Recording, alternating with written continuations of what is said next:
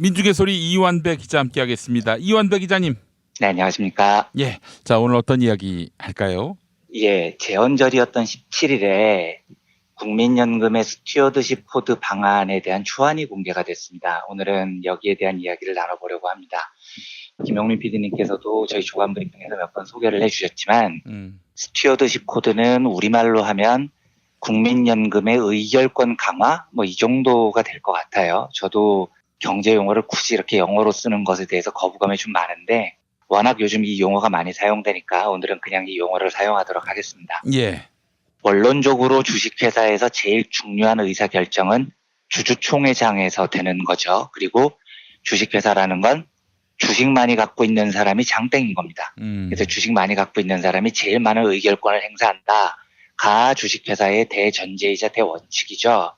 근데 우리나라 국민연금은 대부분 대기업에 굉장히 많은 주식을 가지고 있어요. 우리나라 국민연금 총 자산이 한 670조 원 정도나 되거든요. 이게 어마한 돈입니다. 우리나라 국가 정부 1년 예산이 400조 원이 좀 넘는 수준인데 국민연금 총 자산이 국가 1년 예산보다 한 배 반이나 많으니까요. 세계적으로도 큰 연금이에요. 우리나라 국민연금이 세계 3위 정도 되는 굉장히 거대한 돈 뭉치 같은 겁니다. 예. 물론 이 670조 원을 다 주식에 투자한 건 아니죠. 보통은 이제 제일 안전한 국공채에 제일 많이 투자를 하고 주식에 투자한 금액이 116조 정도 돼요. 근데 이것도 어마무시한 돈입니다. 게다가 국민연금은 국민의 재산이기 때문에 코스닥에 있는 작은 종목 이런 걸 못 삽니다. 왜냐하면 안전이 최우선이거든요. 회사가 망하면 안 되는 겁니다. 국민 돈을 날리는 거니까요. 예. 그래서 국민연금은 주로 대기업 위주로 투자를 합니다. 그래서 이 116조 원이라는 어마어마한 돈이 대부분 재벌 계열사에 투자돼 있다 이렇게 보시면 돼요. 예. 그래서 재벌 계열사 주주총회장에서 국민연금 파워가 막강합니다. 우리나라 재벌들은 주식이 별로 없거든요. 또 주식도 별로 없는 것들이 지금 황제처럼 지내고 있는 건데 삼성전자 경우만 해도 이재용 지분이 0.4%가 안 됩니다. 근데 반면에 국민연금은 삼성전자 지분이 9%가 넘어요. 이런 식으로 국민연금이 5% 이상 주식을 들고 있는 우리나라 상장기업 숫자가 300개 가까이 됩니다. 엄청난 파워가 있는 거죠. 그런데 지금까지 국민연금은 이 파워를 거의 사용하지 않았습니다. 주주총회장에서 의견을 낸 적이 거의 없어요. 기업 경영에 간섭하지 않는다 이런 원칙을 고수해 왔던 겁니다. 그런데 이제 이번 정부에서 이걸 바꾸겠다는 거죠. 스튜어드십 코드에서 스튜어드는 대저택에서 일하는 집사, 청지기 이런 뜻이거든요. 남자 항공사 승무원도 스튜어드라고 하더만요. 그 여성은 스튜어디스라고 하고. 그렇겠네요. 대충 맞습니다. 비행기에서 그런 맥락으로 보면은 남성 승무원을 스튜어드라고 할 수도 있을 것 같아요. 이제 국민연금도 비슷한 거죠. 국민의 재산을 관리하는 곳이니까 청지기 역할을 잘해야 된다는 겁니다. 그래서 국민들의 돈을 자기 돈처럼 여기고 잘 운영해서 잘 불려라 이런 취지인데 그러니까 기업이 일을 잘못해서 주가가 떨어질 것 같으면 스튜어드, 청지기가 개입을 해서 더 잘하도록 지도하고 더 큰 목소리를 내야 된다. 이게 스튜어드십 코드의 철학입니다. 그런데 여기서 주의해야 될 점이 하나 있습니다. 지금부터 벌어지는 논란을 제대로 이해하기 위해서는 요 한 줄을 좀 기억해 주셨으면 해요.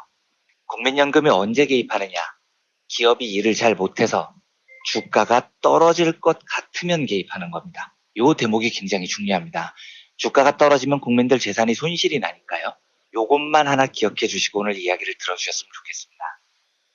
지금 문재인 정부가 출범한 이후에 스튜어드십 코드, 즉 국민연금이 적극적으로 주주총회에 개입을 해서 목소리를 내는 방안을 검토하겠다고 밝혔고요. 예.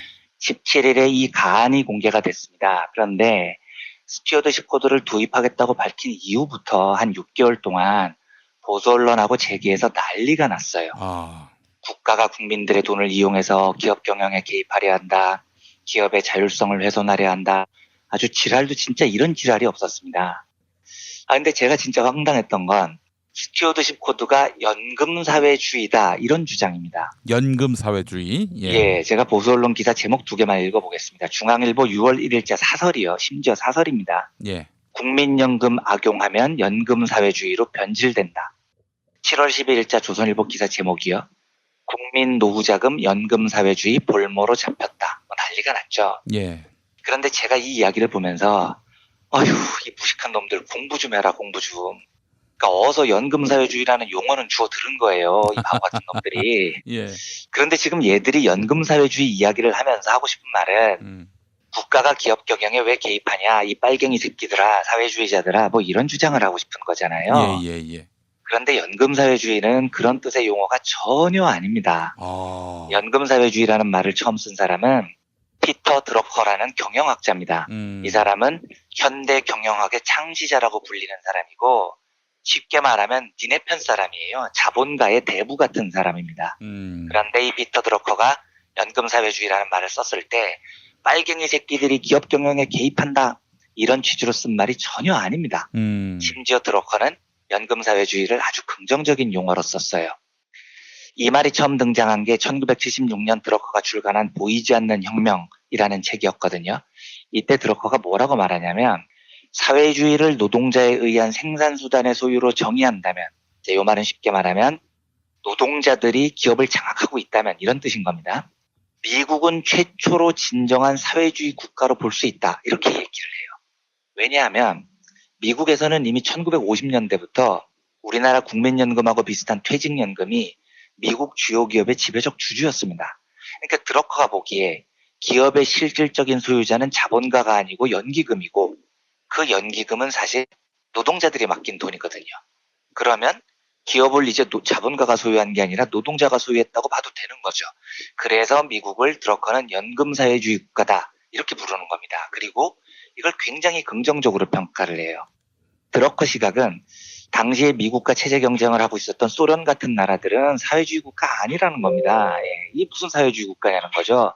사회주의 국가 하려면 노동자들의 기업이 돼야 되는데, 기업이 무슨 노동자 겁니까? 정부 관료들이 기업을 다 장악하고 있는데요. 하지만 우리 미국 봐라. 우리 미국은 실질적으로 연기금이 기업을 지배한다. 우리야말로 진정한 사회주의 국가다. 부럽지 열치기 사회주의 새끼들아. 뭐 이런 취지의 얘기였었다고요.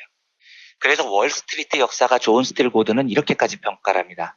연기금 펀드와 수십억 달러의 자산을 보유한 노조가 월스트리트의 메이저 플레이어로 등장한 1960년, 이미 피터 드러커의 연금 사회주의 예언은 실현된 바가 있다, 이렇게 이야기를 합니다.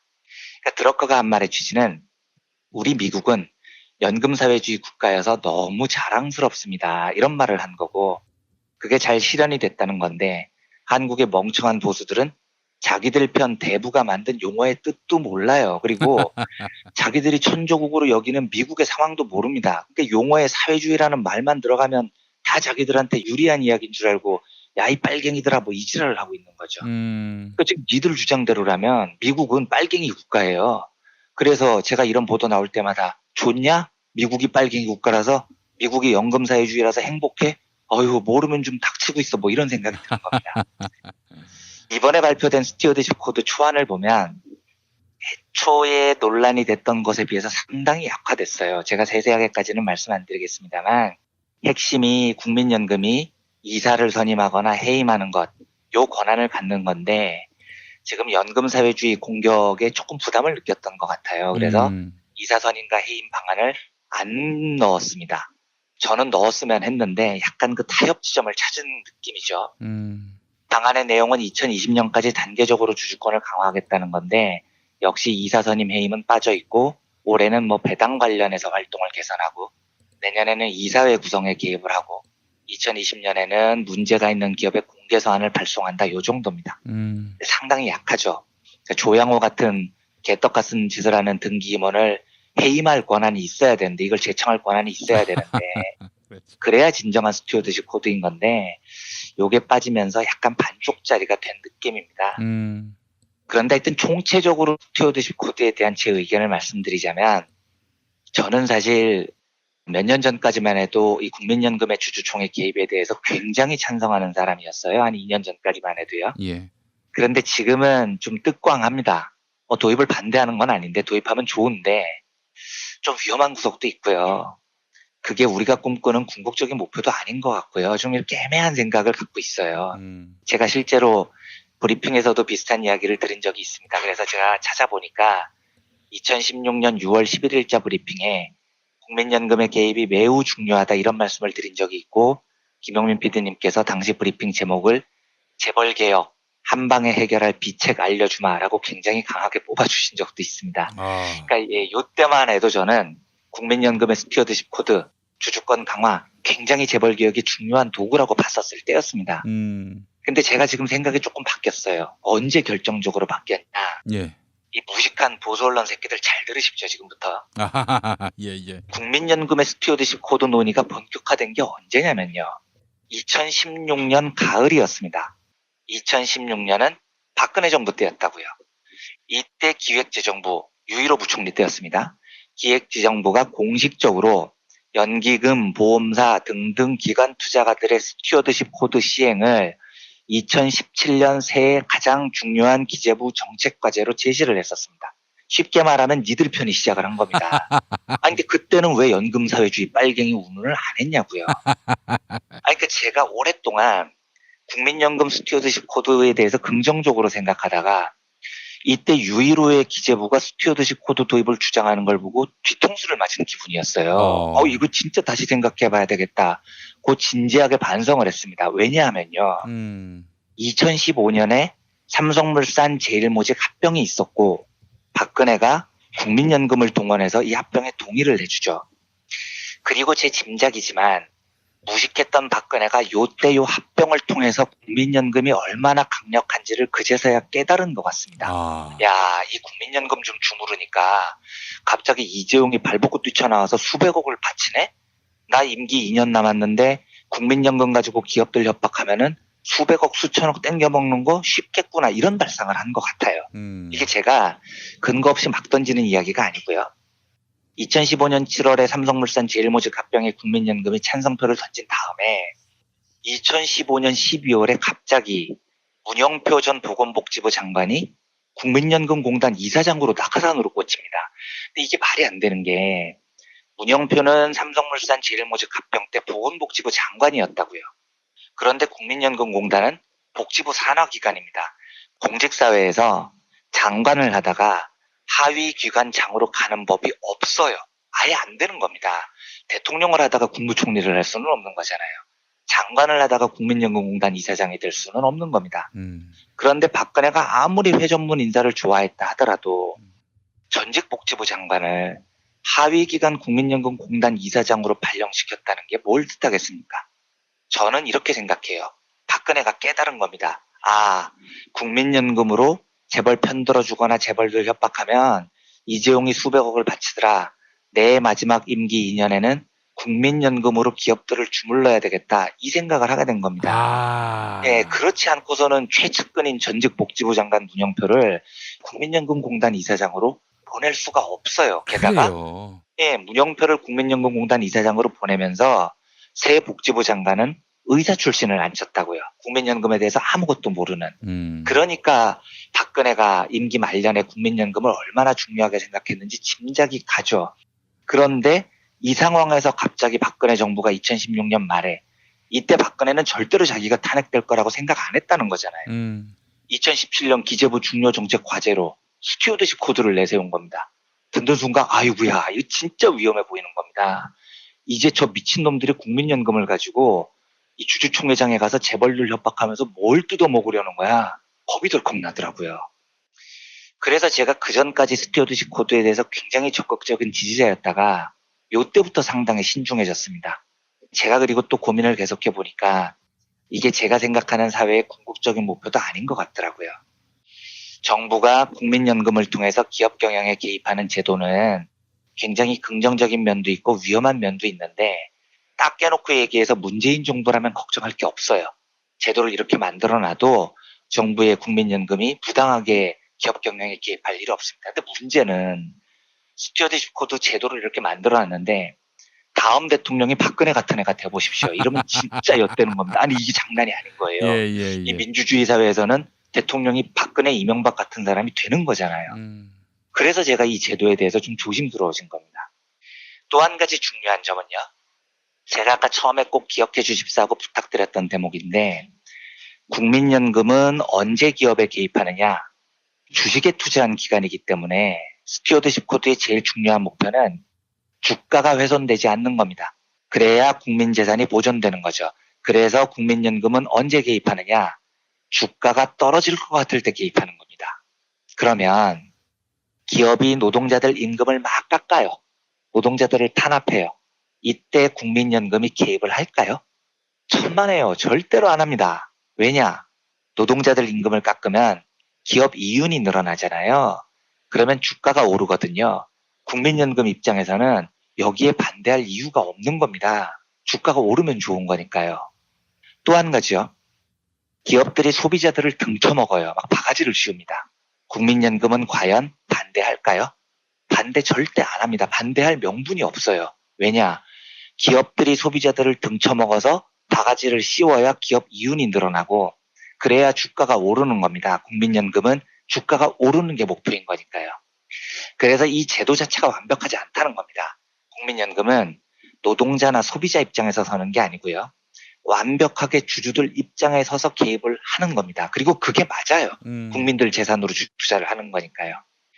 그래서 저는 스튜어드십 코드를 도입하되 지금 우리나라 재벌들이 주주들 이익도 반영 못하고 사람 패고 다니니까 이런 건 국민연금이 제압하는 게 바람직하죠. 조양호가 저렇게 행세하면 주가가 떨어지니까요.